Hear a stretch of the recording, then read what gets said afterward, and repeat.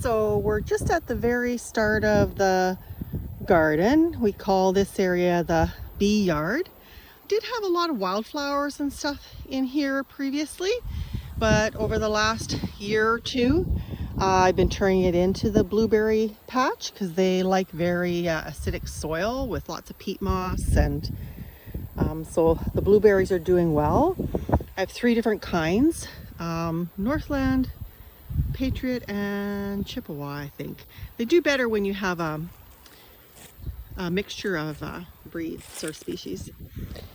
This one is going to be another blueberry row. I started a bunch of blueberries from cuttings, so that was pretty easy. So I'm going to try and get those in today.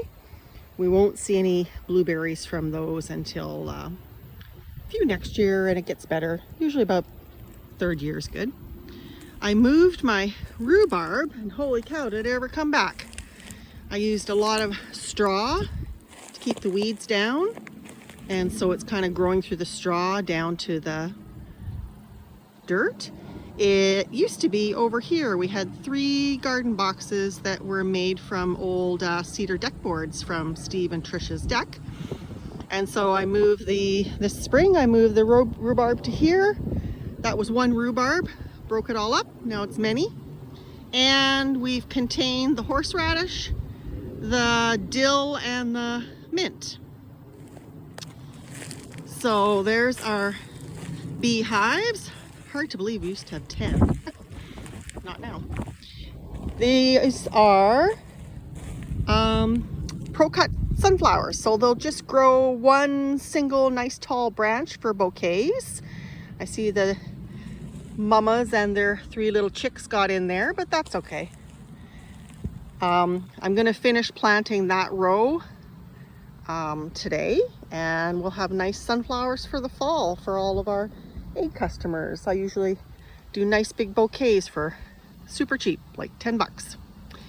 Back here is raspberries. Not sure about those. They don't seem to be traveling and taking over the garden because of the landscape fabric, but I might put another raspberry patch on the other side of the house, and I just don't have to really worry about it. But it seems like they're contained and not taking over the garden, and we'll have raspberries this year. There's tons of fruit on there. I harvested from the asparagus, and I planted more asparagus, and since that season's over, I put the Hungarian hot peppers in, and I'm going to harvest those today, and Rob and I will pickle some hot Hungarian peppers, but they're not very hot. We use them on sandwiches and pizzas and things like that. And then here, you really have to cover the zucchini here because the squash borer beetle loves to plant its little larvae in the stem right where the stem comes out of the ground. But we had fireworks on Canada Day, and one of them went absolutely crazy and almost hit Rob and I, and fireworks everywhere, and apparently it hit the zucchini. But I will repair that insect netting. Here we got bell peppers. We've got tons of nice little baby bells coming. I've already picked a whole bunch to use in our salsas. So they're green and red and yellow. So that's coming really well. That's a carrot row that I need to plant. I'm late on the carrots. Those are heritage tomatoes. Brandywine, purple Cherokee, black Krim, damsel, all big nice beefsteaks, but they really need to be trimmed up. They're vines, so I need to get rid of a lot of the suckers and get the leaves off the ground. So that's a good project for today. It's hot, but it's nice and windy, and I'll get those pruned up over the next couple days, and then they'll produce better. They're indeterminate, so they'll produce, you harvest, they'll grow like a vine, produce, harvest, so you get way more off indeterminate than a determinate bush variety. Here we got English cucumbers and market moors. What else? Straight eights. I pick them small. Sometimes we pickle them. Sometimes we just eat them. I never did get to covering my cabbage, so the nice little moths are doing their business. But I always get great cabbage, and it's enough for us for sauerkraut and sell some sauerkraut to the A customers. Lovely green onions.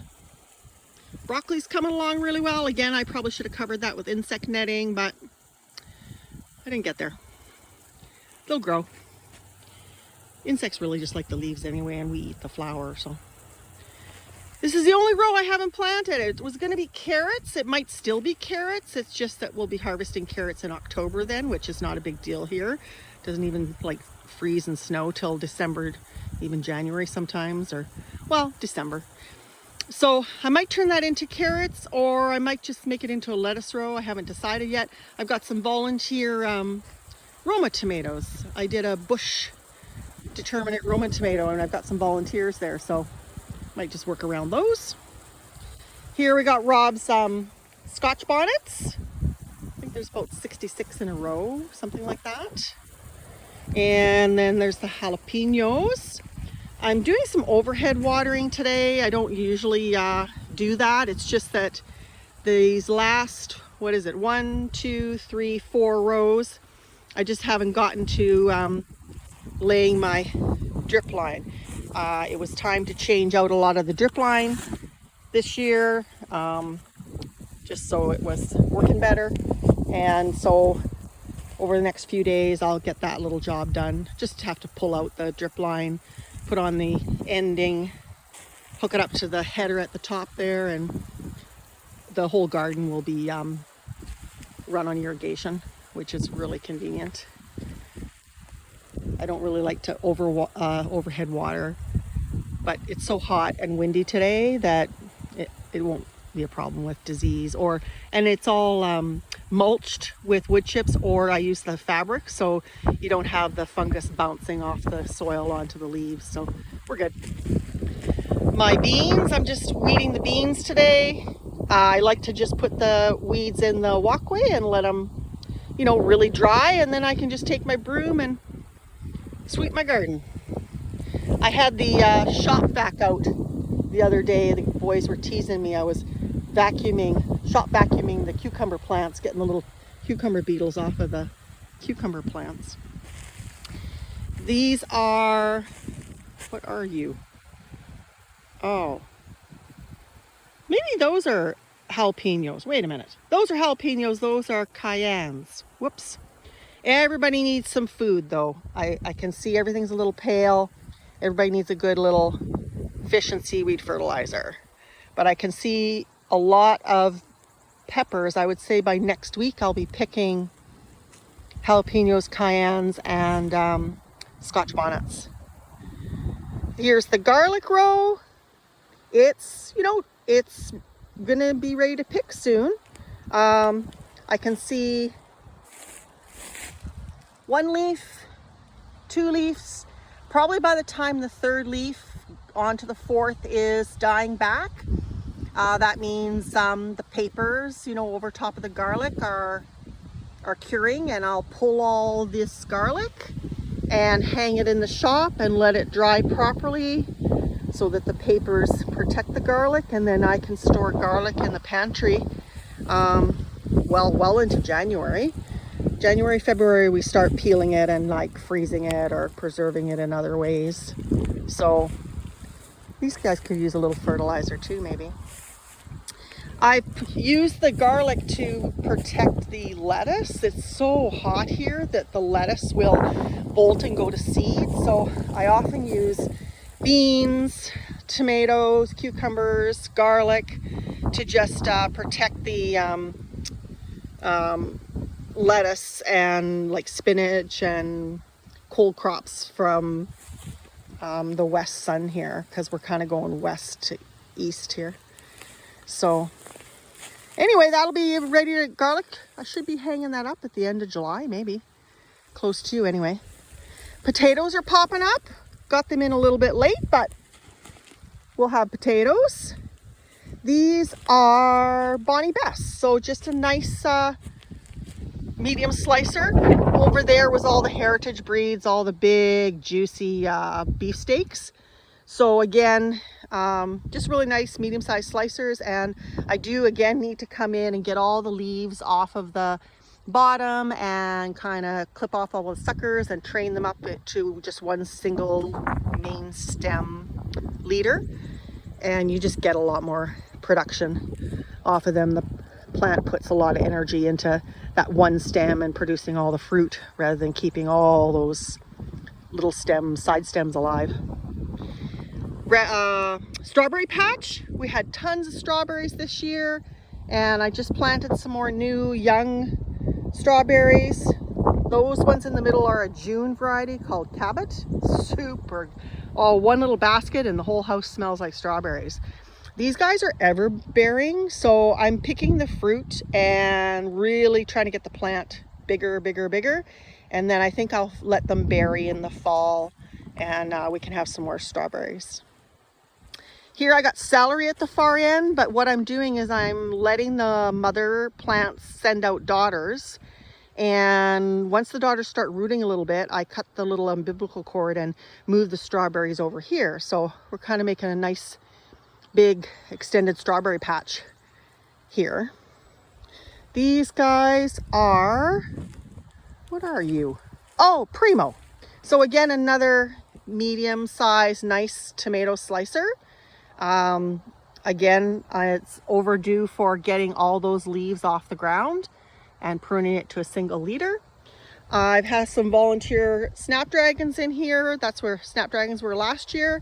And I have lettuce starts to put in here. You can see how the lettuce is going to be shaded from that hot late west sun. So that'll be a tomato, lettuce, basil row. Onions. Started those in January from seed. You always get bigger onions when you start them from seed than the little sets you buy. The little baby onions, all dry. So I have lots of great onions this year. A lot of them are a variety you should probably eat kind of fresh and right away. And then there's the yellow ones and stuff that you can dry, like the garlic. Hang them in the shop and let them papers dry on them, and they'll store really well. Habaneros for the hot sauces. I have some different cut flowers coming, and the glads are coming. Just a fun flower row for the customers to have a little bit of flowers with their veggies and in their kitchen, and good for the pollinators. These guys again are kind of out of control. They're a paste tomato, Amish paste.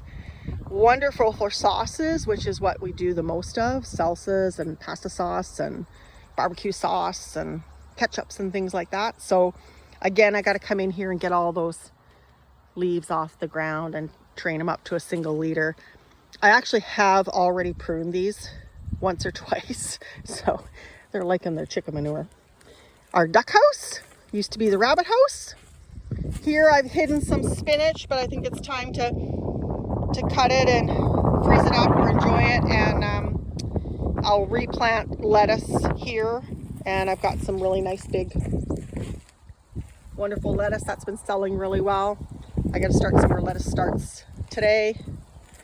At the far end there, just have some leftover. Oh, hello, Mama Ducky. Where's the baby ducky? Where's our wild ducky that Graham brought home on the bus?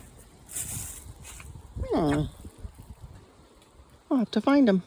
Maybe he's having a nap. There's their paddle pool. So these were just last minute leftovers from the plant sale. Some hot peppers, banana peppers. Yeah, mostly Scotch bonnets left over, I think. Now these guys are the San Marzanos, another big paste tomato that we use a lot of. And they're coming along really nicely.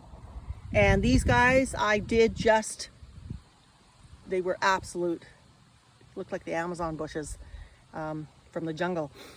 So I cut all that back, trained it up to a single leader. I'll just walk by and keep twirling them up the strings and take off any suckers I see. but everyone could use a bit of fertilizer, and those tomatoes will be turning red in no time. This is an old perennial row where I just throw in some annuals. There's yarrow. Well, yarrow is a perennial, but yeah, yarrow, beautiful lilies, lavender, all sorts of perennials, and then I just throw in straw flowers and status and things like that to put in bouquets for the customers. And this was leftover bell peppers, but they're looking like they're a little wet and a little hungry, so we'll give them some food today.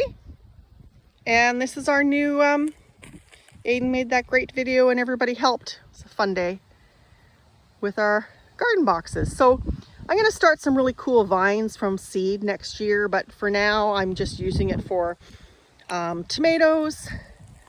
Oh, I need to weed. Habaneros. Look, there's cherry tomatoes are just dripping off of there. I picked all the red ones yesterday for the egg customers to enjoy. We got basil. And we got more sunflowers for the fall. And some beautiful zinnias. Some baby zinnias coming. Yummy, smelly basil. Habaneros. These are all cherry tomatoes. And I have started some clematis vine just for a little bit of flower and some prettiness in the garden. I see it's time to cut some of the basil. And then along here, I started a bunch of peonies from just cuttings from other peonies I have in the front yard. And be all peonies, and again, just working at a nice echinacea perennial garden for the pollinators. And it's pretty, and the peonies are big sellers in the spring. Everybody loves the great big peonies. And back there, the rows are fine. It's the walkways that are out of control. So that's going to be a big job for me. But I have cherry bushes, blackberries, hascaps. I think that's, yeah. And what I did is I did more cuttings of the hascaps, blackberries, and cherry trees. So that's going to be all a big just berry section. I'm turning more and more of the garden into berries and perennials because it's just less work. You just kind of prune them.